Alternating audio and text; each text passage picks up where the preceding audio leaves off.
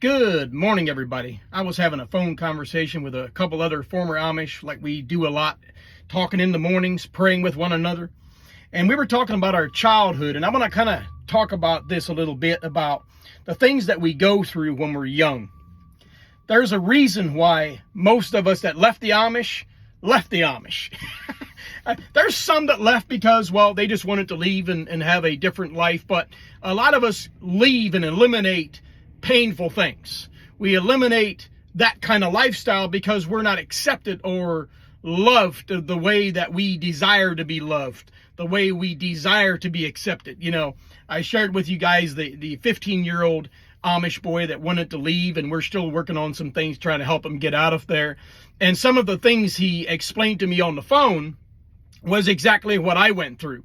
You know, he said, I was told I'm never going to measure up. I was told I'm the R word, retarded. I said, yep, I remember hearing that. I was a slow learner too, so when he told me, I'm just a slow learner, I don't learn the way my brothers do, and they told me I'm never going to amount to anything. I'm like, yep, I remember hearing that too. I have a twin brother. He was always kind of, learning quicker than I was, so when I was told that I can't be a construction worker, that I'm going to be a plowboy, that's because I didn't measure up. I couldn't read a tape measure. I mean, I know it sounds funny, but I couldn't. I'd say, hey, this many inches and so many marks.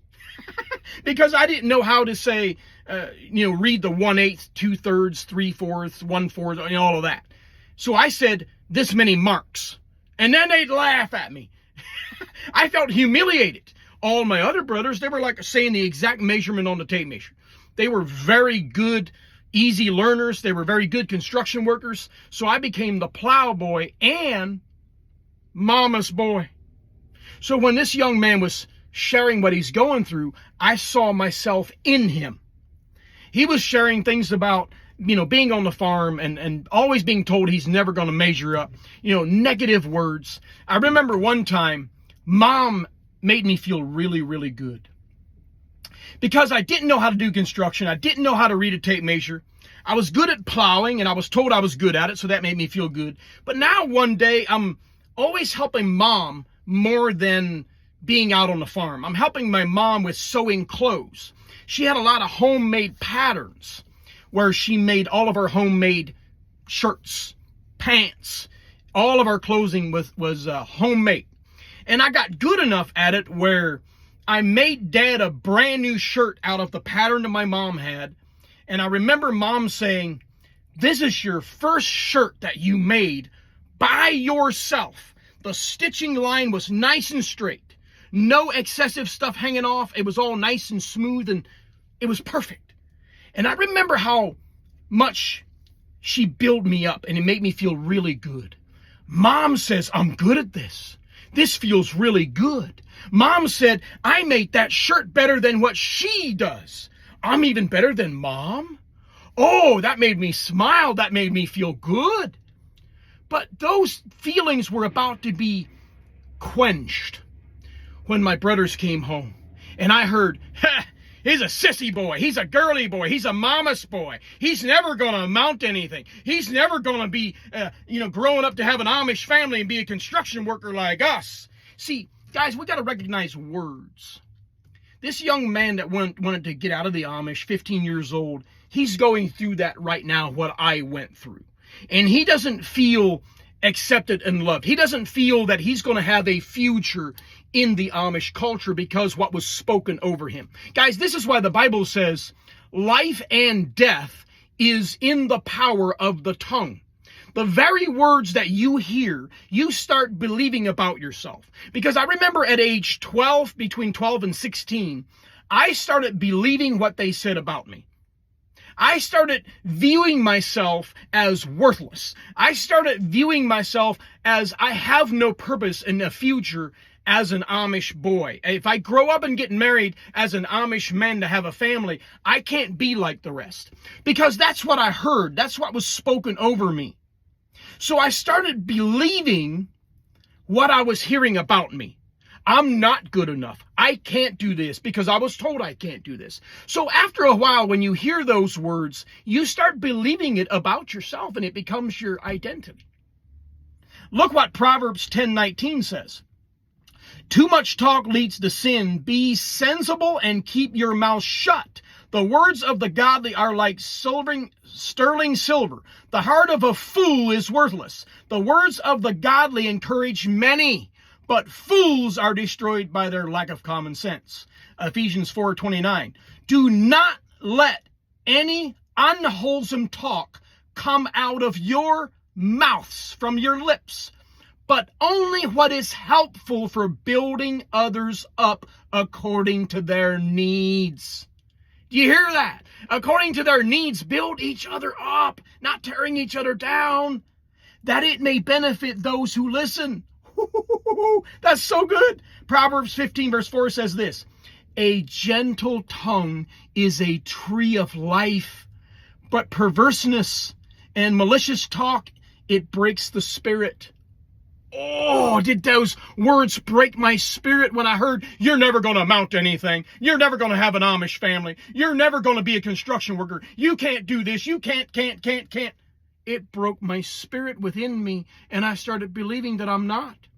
So I looked for ways as early as age 12 as a little Amish boy to find a way out, even though I was also programmed and taught that I will go to hell. I can't please God if I leave. So now I have a fear of that too. Guys, this is the very reason why there's so many in the Amish cultures unaliving themselves. They get so broken where they feel there's no hope in them. They have no purpose to live. And all at once, you're so afraid to leave because you're going to go to hell. You believe what you're taught. You can't just undo that and shake it off. But you're also told you're not going to amount to anything in this culture. So what's your purpose of living? Woo. Almost feel emotions right there. Whew. Boy, I tell you. Proverbs 10.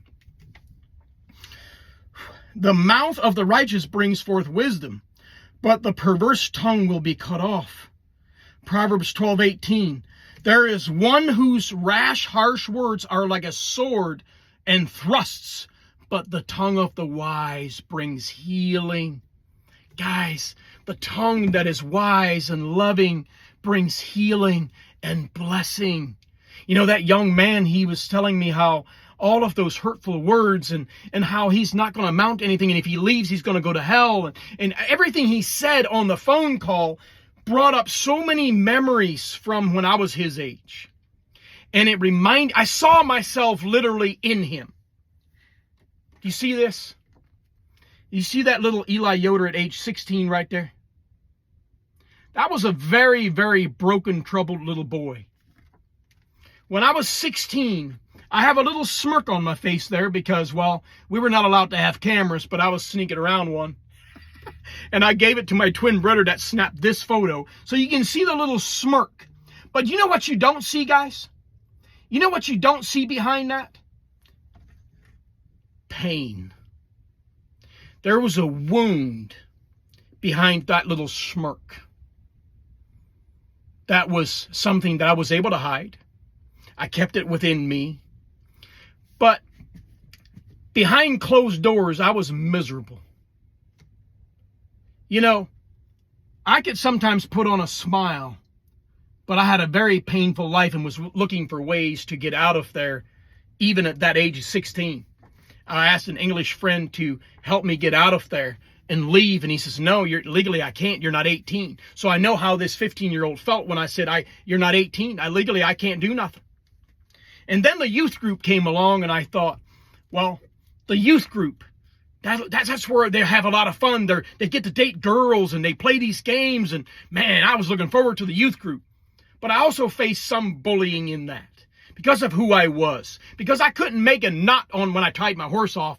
They have this fancy knot that they do, swoop it around and then pull it. And then on one pull, you can undo that knot. I didn't know how to do that, so I would crisscross it and make a knot that took me 5 to 10 minutes to undo because it was so tight that the horse pulled on it, and I messed it up every time, so I got bullied for that because I didn't put my harness on my horse the way a lot of others did to make it easier. I was trying to learn. I wanted to be like my brothers. I wanted to do it the way they do, but I failed in that because I was a slow learner, and I had like an autism kind of thing going on, and so I got bullied for that. And I'm like, wait a minute, I was looking forward to being in the youth group, but now some of these that I looked up to are now bullying me and laughing at me. kind of like the tape measure. You know, I couldn't read the tape measure, so I'd say this many marks, 4 inches and 3 marks. And they'd laugh and laugh and laugh. And I'm like, I got to get out of here. I got to get out of here. I got to eliminate myself from this life. But I did feel love in certain areas. Some of you that are ex-Amish, you might be on this list. But I remember when we were at weddings and we had this little book that we would sign. Autograph book. It's called the autograph book. And they would come in and they would sign this. And people would put a nice, encouraging message in it. Then I started feeling loved. People would sign it. Eli Yoder, February 1998. I left later that year when I turned 18 in September of 1998. And it says, drink your tea, think of me. Drink it hot and forget me not. Daniel A. Beachy. I'll write on your green just because I'm mean. This green page. But those were the fun times. That's when I started realizing there's some good people out there. Maybe I have a purpose in the Amish. So here's some of the cards that they gave. We always gave out cards. So the ones we respected and loved, we would sign a card and give it to them. This was Emma B. Miller. Emma B. Miller. Love always, Henry Yoder. He's still Amish. He's got like 16 kids. Lives in Fredericktown, Ohio. I was close with him. Here's Edna Glick. Edna Glick gave me that card, and I remember she was my crush in school. Oh, when she gave me that card, I'm like, oh, she likes me. I'm going to marry her someday. I just immediately assumed since she gave me a card, she likes me. I just took it to a whole nother level. By the way, when I left the Amish, when I crashed my car, the reason I crashed is because I was going around Edna Glick and her family, and I saw her on the front seat next to her daddy, and I had a crush on her like you wouldn't believe. So I was waving to make sure she sees my freedom. I'm driving a car now. I'm ex-Amish. Maybe she'd want to leave the Amish too, and me and her can be together. And so I'm waving, and I ran right off of a curve, flipped my car 3 times. And then Edna and her family go by staring. It's Eli Yoder. Oh, I felt so humiliated. Here's another one. Love always, Susie Bontrigger. Roses mean remembrance, David Bontrigger. Isn't that awesome? Roses mean remembrance as well, Fanny Bontrigger. Love always, Vernon Stutzman. And here's the last one. Levi Yoder, my own twin brother. My best to you till we meet again, Levi Yoder. Those were some happy moments. I connected with some people that accepted me, didn't bash me, but it was a small amount compared to what some people had. I saw some people's autograph book that were filled with every page. And I looked up to that. I'm like, wow, they're so loved. Every page is filled. But if you look through mine, I had a lot of empty pages. Not a lot of people signed mine. A lot of empty pages, one after another. Empty, empty, empty, empty. I didn't have a whole lot of friends. Here's one. Dear Eli, February 20, 1998. Keep smiling.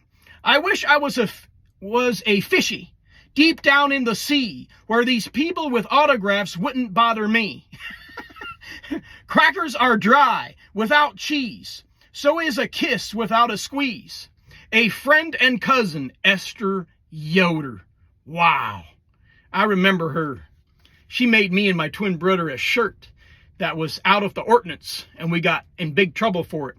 And we had her make 3-inch cuffs at the end of the sleeve, and our ordinance of the Amish church was that you can't be over 1.5 inches. Well, she went double, and we told her to make it 3 inches. That's that Esther Yoder, my first cousin. And we got in big trouble for that. Here's another one, Levi Beachy.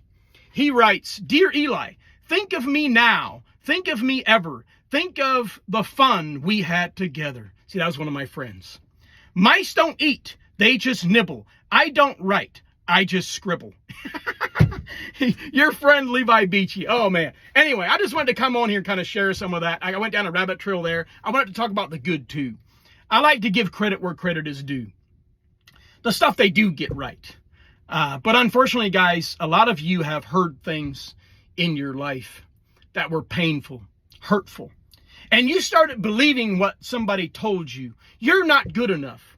You can't do this. You can't that. You can't all that. And you start thinking, well, I can't. So now you start believing that. But if you prove to them, like this semi-truck I'm sitting in right now, you know how many people told me, Eli, you came from the Amish. You can't drive semi-truck. You'll never pass the CDL test. I heard people say that.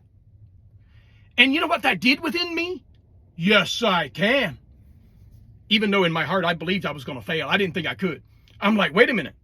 I'm ex-Amish now. I'm going to show people I can do this. It motivated me and it stirred something up in me. I'm like, I'm tired of this. People telling me I'm not this, I'm not that, I'm not this, I'm not that. I'm going to do this. And when I went to school, the teachers told me, you're here every day early. You're taking all your homework home and you're studying it to where you memorized it. And I said, I want this and I'm going to get it. And they're like, whoa. Oh, they were starting to really be blessed by my dedication to it. And on test day, boom. Passed it. Proved everybody wrong. So today I'm going to encourage you, no matter what you've been told about who you are, and you can't do this and you can't do that, prove them wrong. Do it anyway. Even if you don't believe in yourself, do it anyway. Set those goals and those boundaries and say, I'm going to do it. I'm going to put it right back in their face and show them I can do this and I will do this. Look at my younger brother that left the Amish. When he left the Amish and told me he was going to be a cop, it was easy to laugh at that. Who leaves the Amish and becomes a cop? You got to go get your GED. That test is so hard, you can't pass that. That's what I thought. I didn't say it to him, but I'm like, well, good luck. Good luck, bro. Coming from Amish culture here, yeah, good luck. You ain't going to make that. That's what I'm thinking. But I encouraged him because I didn't want to downgrade him. I'm like, yeah, you can do it. You can do it. You know, I gave him kudos and I built him up rather than tearing him down. But in me, I didn't believe he could do it. I thought it'd be way too hard because I didn't view myself as being able to do something like that. But then he blew my mind. He went to school. He was doing security jobs, and he was working and going to school and barely getting any sleep. And I saw a motivation and a dedication in that young man, and he kept going until he passed that test. And then he became a guard or a jail guard in one of the county jails. And then he became a police officer. And then he went to another city to be a police officer. Then he became a sheriff. Then he became a K-9. And then he became the drug task force. And then he became the SWAT team. There was nothing stopping this guy. He just kept going up and up and up. The sky was the limit. He just kept going up. And I'm like, oh, Lord, I'm sorry. I doubted what he'd be able to do in my heart, but boy, did he ever prove that when you don't worry about what people think or say about you, and you go after what you want, ooh, look out. And now there he is, still today. He's a sheriff, a deputy, sheriff deputy, K-9, and it's just, I'm amazed. I'm amazed. But a lot of the former Amish that leave, they're kind of in this rut. They don't go further because of what they were told. They don't go further because of what they're being told right now. Well, you can't this or you can't pass the GED test. I remember hearing that too. You only got an Amish 8th grade. You can't pass the GED test. So I'm like, well, I guess I better try, but I probably won't because everybody says it's so hard. And then I tried it and I showed up every day and did my homework. Boom, I passed it. Guys, stop letting people have an influence in your life. Stop letting the naysayers to have an effect on you. Build yourself up with people that are encouraging you, are in your life to help you rather than only what they can get out of you. If they have wrong motives, get rid of them. God, anyway, I'm almost 20 minutes into this. I'm going to move on here, but guys, don't let nobody tell you that you can't do this or you can't be this or you can't be a doctor or you can't be a truck driver or you can't this and you can't that. Yes, you can. I want to encourage you to go after your dreams and your goals and don't allow people to have an effect on you. And God bless you all. See ya.